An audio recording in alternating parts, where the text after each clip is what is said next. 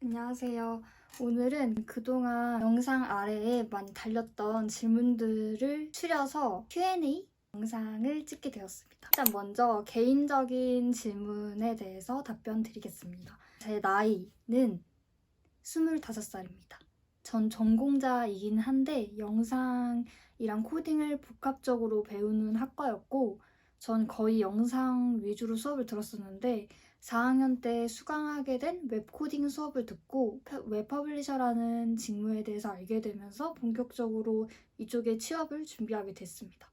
취준 기간은 2020년도 2월에 졸업을 했는데 졸업 2달 전부터 국비 학원을 다니기 시작했고 5월 말에 국비 수료를 완료하고 4개월 뒤인 9월에 첫 회사를 입사했고요. 3개월 재직 후에 이제 12월에 백수가 되었다가 지금의 회사에 입사하게 되었습니다. 졸업 후 기준으로는 7개월, 3개월, 학원 수료 후 기준으로는 3개월인 것 같아요.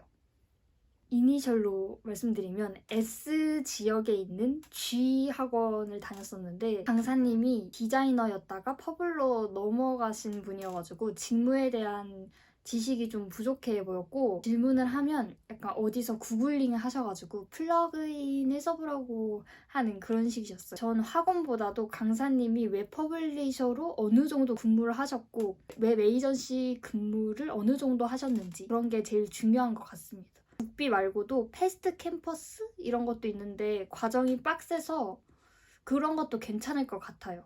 확실히 돈 안 내고 듣는 국비 수업보다는 강사를 선택할 수 있으니까 뭐 퀄리티도 보장되고요. 일단 저는 포트폴리오 디자인 같은 경우에는 노트폴리오, 핀터레스트, 디비컷, 굿웹 디자인 등을 보면서 디자인을 했고 강의 같은 경우에는 인프런에서 강의를 찾아보거나 유튜브로 많이 공부했어요. 국비를 다니긴 했는데 거의 독학 수준이었다는 리베아얀 그리고 락스 이지웹 웹스토리보이 유튜버님들 영상 보면서 많이 공부했고요. 특히 스크립트 같은 경우에는 락스 이지웹님께 거의 다 배운 거라고 할 수 있습니다. 정확히 한 2달 넘어가면서부터 이건 아니다 라고 느꼈어요. 저 빼고 다 디블리셔 분들이셔가지고 디자인이랑 펍을 같이 하시는 분들. 그래서 퍼블리셔 선임이 안 계셨고 완전 공장 시스템이었어요. 그래서 이제 소규모 프로젝트 이름도 잘 못 들어본 그런 기업 사이트들을 거의 일주일 만에 계속 뽑아내는 그게 반응형 기준으로 일주일이고요. 반응형이 아니다, PC 버전이다. 한 3일 주고 사이트 서브 페이지까지 다 만들어라. 약간 이런 식이었어요. 디자인도 다 그냥 비슷비슷한 디자인 만들어서 그 전에 했던 프로젝트 계속 복사 붙여넣기 그런 식이었고 스크립트에 대해서 더 많이 발전적일 수 없었고 시멘트 마크업을 하지 않는다는 여러 가지 사항들을 고려해 봤을 때 제가 이 회사에 2년 동안 몸 담는다고 한들 이직을 위해서는 발전 가능성이 없다고 생각했기 때문에 퇴사를 결정하게 되었습니다. 재직한 기간이 짧기 때문에 자소서를 쓴다고 한들 이득이 될 것 같지 않았어요. 그래서 면접 때 회사나 인턴 경험 그리고 공백기에 대한 질문에 답변할 때 써야겠다고 생각했습니다. 그 다음은 웹 퍼블리셔에 대한 질문이에요. 자격증이라고 하면 뭐 정보 처리 기사 정도 있으면 좋은 정도? 굳이 없어도 되고 토익 없어도 취업 아주 잘했습니다. 정보 처리 기사도 솔직히 신입 때 말고 입사 후에 2년 차 정도 됐을 때쯤에 따서 연봉 협상할 때 말씀드리는 게 더 좋지 않나 하는 개인적인 생각입니다.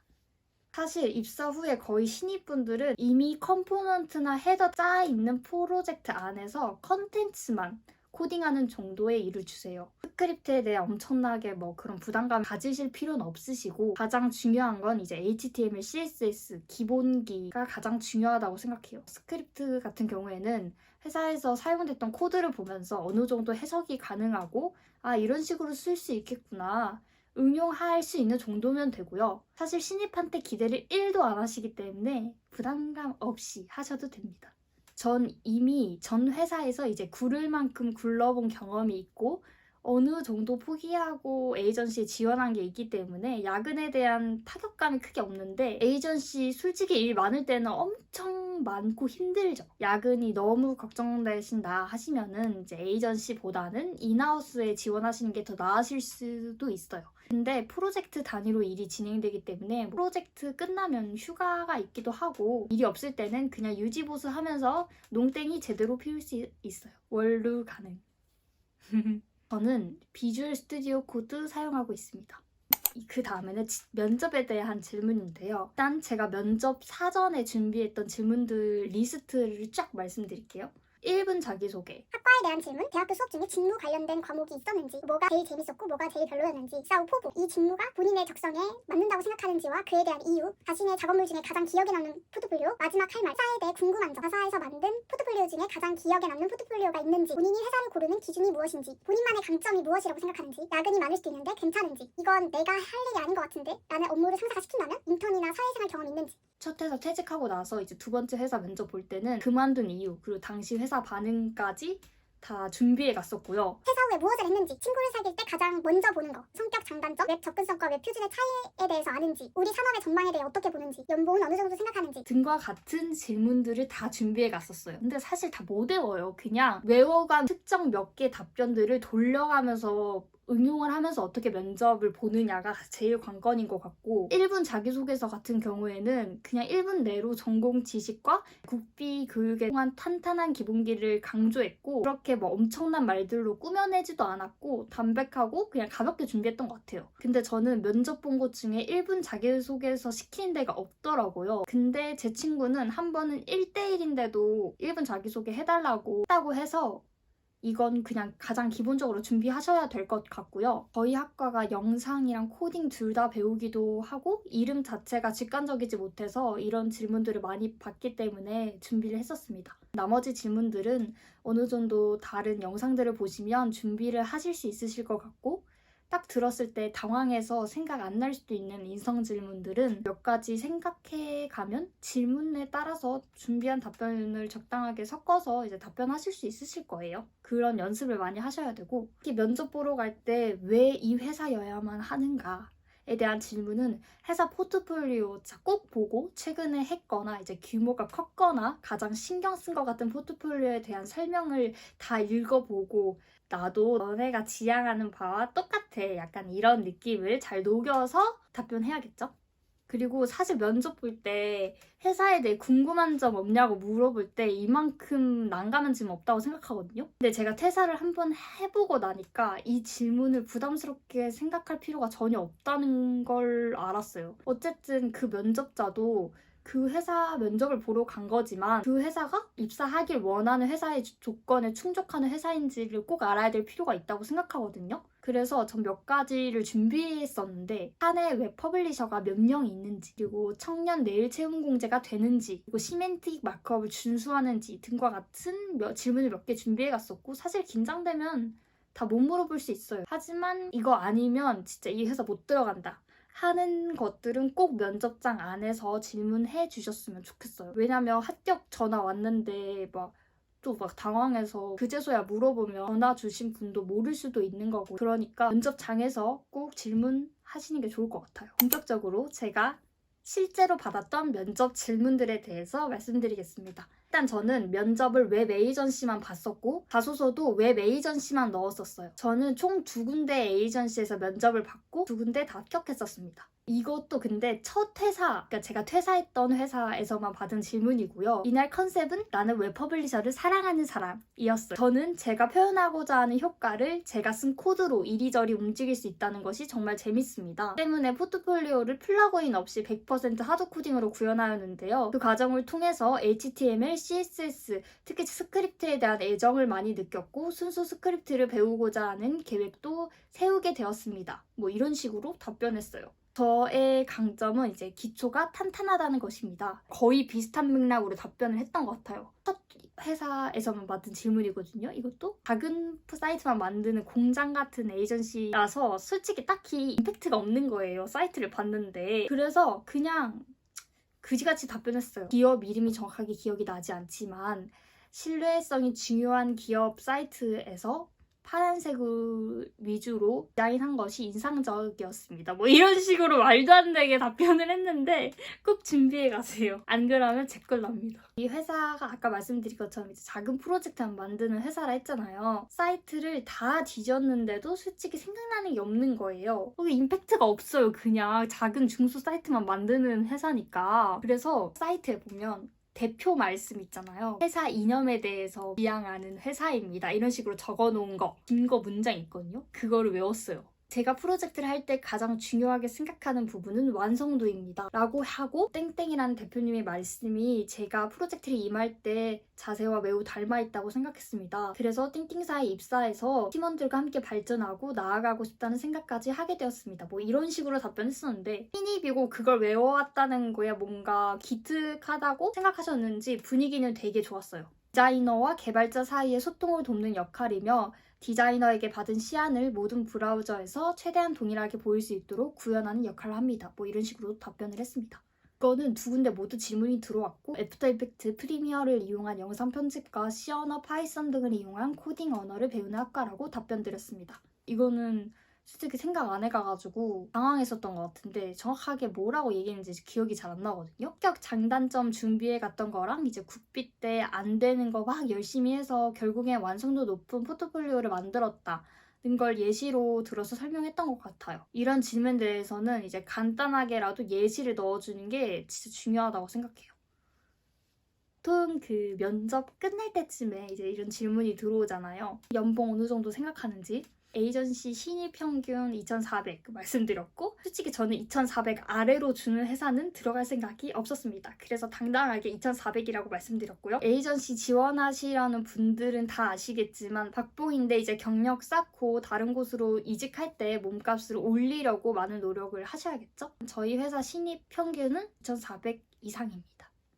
회사의 띵띵 프로젝트를 인상 깊게 봤었습니다. 어플리케이션은 개인 프로젝트 할 때 해본 적이 없어서 입사하게 된다면 어플리케이션을 만들어 보고 싶다. 뭐 이런 식으로 답변했는데 저는 뭐 프론트엔드 개발자분들이 따로 해주시는 거기 때문에 하이브리드 웹이면 퍼블리셔가 하면 되는데 뭐 모바일 코딩하는 거랑 똑같다. 뭐 이런 식으로 답변 주셨는데 저는 그때 하이브리드 웹이라는 것도 처음 듣거든요. 그 면접장에서. 그래서 그냥 이러고 태연하게 넘어갔어요.